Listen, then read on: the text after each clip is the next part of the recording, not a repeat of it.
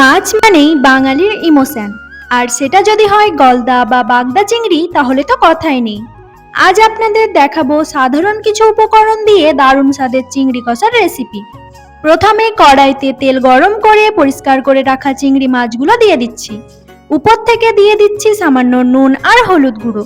মাছগুলোকে খুব বেশি ভাজবো না, হালকা লালচে হওয়া পর্যন্ত ভেজে তুলে নেব। বেশি ভাজলে কিন্তু চিংড়ি মাছ শক্ত হয়ে যায়। 4 থেকে 5 মিনিট ভাজার পর মাছটা ভাজা হয়ে গেছে। মাছটা এবার আমি তুলে নেব। তারপর ওই মাছ ভাজা তেলে আমি দিয়ে দিচ্ছি কুচানো পেঁয়াজ আর সামান্য নুন। নুন দেওয়ার কারণে পেঁয়াজটা তাড়াতাড়ি নরম হয়ে যায় এবং ভাজাটাও খুব তাড়াতাড়ি হয়।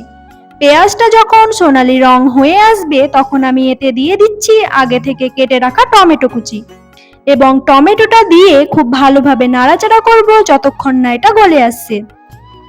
টমেটোটা যখন খুব ভালোভাবে কষানো হয়ে যাবে তখন আমি এতে দিয়ে দিচ্ছি হলুদ গুঁড়ো, জিরে গুঁড়ো, ঝাল লঙ্কার গুঁড়ো আর কাশ্মীরি লাল লঙ্কার গুঁড়ো, আর দিয়ে দিচ্ছি 1 চা চামচ আদা রসুনের পেস্ট।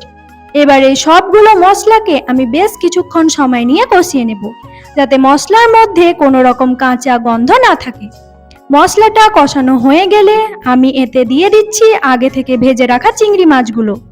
এরপর আমরা এই চিংড়ি মাছটাকে ঠিক ততক্ষণ নাড়াচাড়া করব যতক্ষণ না প্রতিটি মাছের সাথে মশলার ফ্লেভারটা মিশে যায়।